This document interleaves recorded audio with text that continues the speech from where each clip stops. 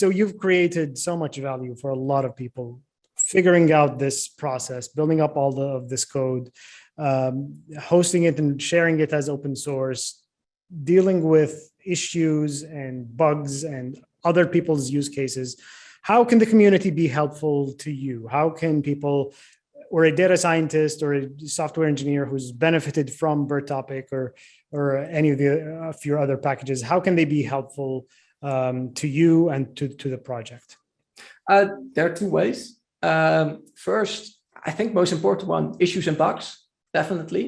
We're considering developers, so we still want to give new features and have interesting things, but it should work. And if it doesn't work, let me know if we can figure something out. The second thing really is discussions and feature requests.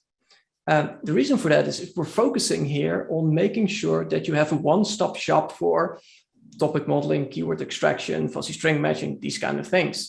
And if there are features missing that makes it more difficult for you to do your job or to do your work, let me know.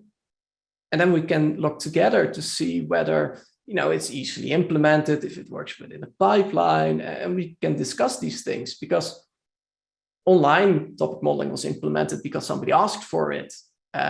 Topics over time because somebody asked for it. Class-based topic modeling because somebody asked for it.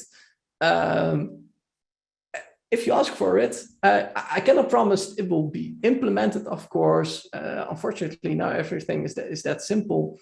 But that grows the package, and that is what makes it to what it is right now and what it's potentially could be in the future.